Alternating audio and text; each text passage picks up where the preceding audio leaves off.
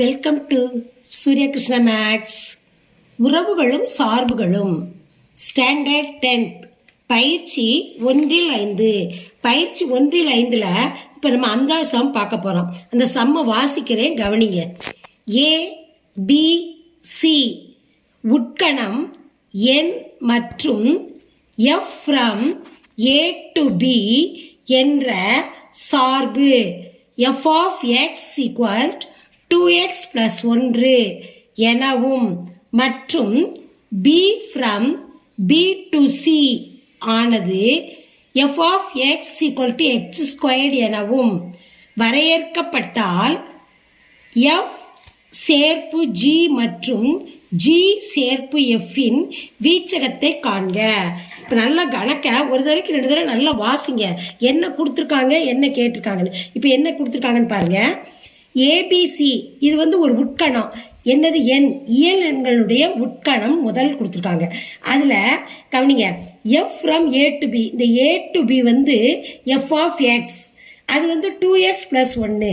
அடுத்து G from B to C G of எக்ஸினுடைய மதிப்பு எக்ஸ் ஸ்கொயர்டு அப்படின்னு கொடுத்துருக்காங்க.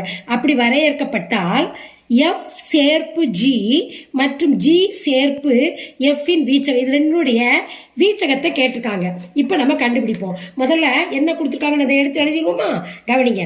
இப்போ f of X equal 2x + 1 எழுதியாச்சு.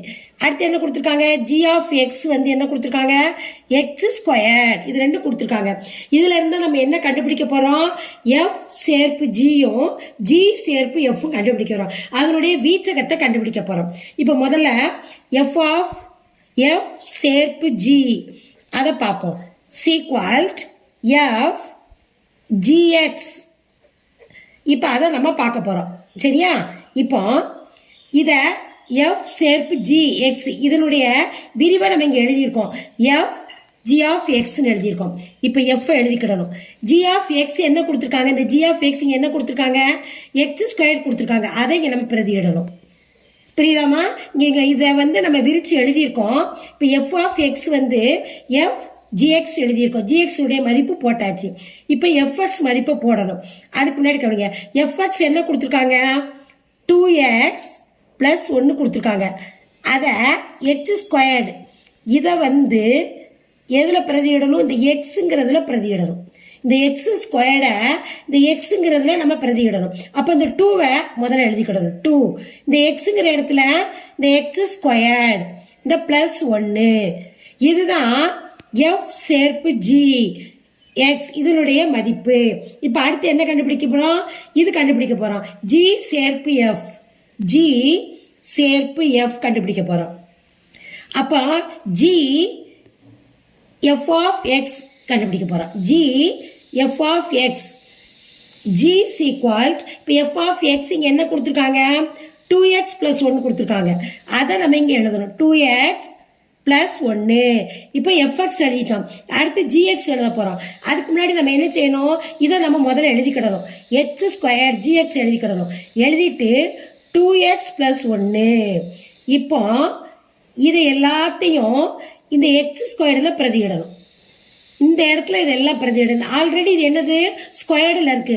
அப்போ இது எல்லாமே நம்ம ஸ்கொயர்ட் ஆகும். அப்போ 2x + 1 the whole squared. Whole squared இங்கே எக்ஸ் ஸ்கொயர்டில் இருக்கு. இங்கே எக்ஸ் சாதாரணமாக இருந்தது, அதனால நம்ம அப்படி பிரதிட்டோம். இங்கே ஸ்கொயர்டில் இருக்கனால இது ஹோல் ஸ்கொயர்டாக வந்துருச்சு. இது ஜி சேர்ப்பு எஃப். இப்போ ஆன்சர் எழுதுறேன், கவனிங்க.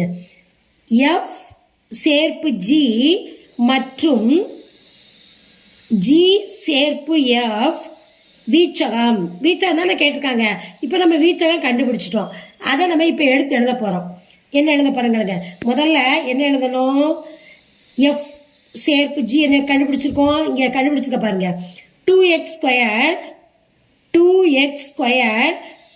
1 கண்டுபிடிச்சிருக்கோம். எதனுடைய உறுப்பு கண்டுபிடிச்சிருக்கோம்? நம்ம எக்ஸ் உறுப்பு என். அதான் ஆன்சர்.